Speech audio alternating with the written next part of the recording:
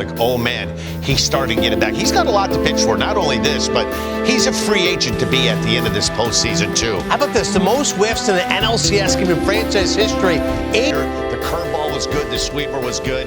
He made big pitches when he needed to make big pitches. Swing and miss, which he hasn't had since he's come back after the Tommy John. I thought the strikeout of Lindor with the bases loaded was the game right there. The Mets' best hitter. With his fastball, but like Dan talked about, that breaking ball is the best I've seen. It looked like wiffle ball. I think Walker is having more fun. He used to be, here's my fastball, hit it. Now he's really pitching. And it's got to be fun when you know your stuff is that good. And the location was important. I thought that was a big at bat you were talking about with Lindor. But he went 12-6. We've seen one break the other way. I hadn't seen him throw breaking balls like we did tonight. And both pitchers. If I'm a fan of the Dodgers right now, I'm really excited. What you saw the last time from Yamamoto, a lot of questions about Walker Buehler going into tonight. He had an electric curveball. This is the best stuff he's had inning that got away from him in San Diego. His stuff was really good that night. That Padre team, they were locked in early on in that series. What I saw from Walker Buehler tonight, I really liked. If he gets the ball again in this series, expect him to be even better. You could tell when he took them out in the first inning. That was a hostile environment, and he was laser locked in. Talk about locked in. We're seeing a Dodger offense settle in. Seeing all those type of things. Mookie Betts running from deep right to dive for a ball. That second baseman would have been standing under in a shift.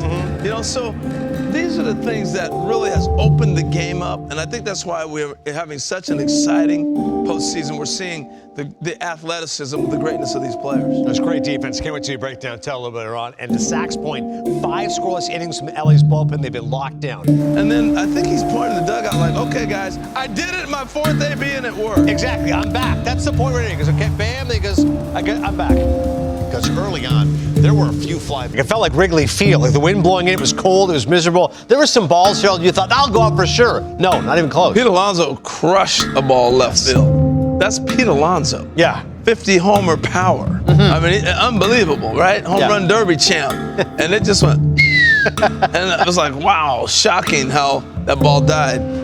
We're treated to some great defense tonight. I think one thing, too, that stuck out to me tonight, the biggest difference, I think, with these two teams, I still feel the Mets starting pitching is in better order right now than the Dodgers. But that Dodgers bullpen is no joke. They can run some arms at you. If you're Dave Roberts right now, you didn't even have to go to your real high leverage guys. So they were able to get another day off.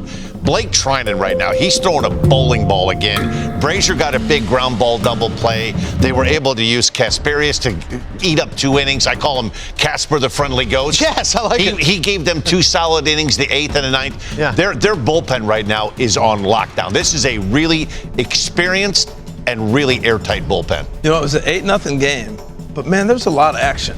We've been talking about this. This is the best postseason in so long. It's been awesome. And I'm telling you, it goes back to the rule change. When they changed the rules a couple years ago, what happened? You put athletes back on the field. You move guys early in the game, which is almost shocking, right? I mean, this tonight, this is the first at-bat, first pitch of the game. Little bullet, he's ready to go. Look at that breaking pitch right there, flies out.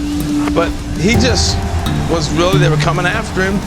But here's the home run. And I'm going to tell you what, I'm going to get into it, Dan. The rhythm that I talked about yesterday was in effect in the 4th at-bat. I'm not going to go through all that right now, but Shohei Ohtani is a guy that sets the bat on his shoulder, relaxes him, and to really stretch that lineup. Will Smith got another hit.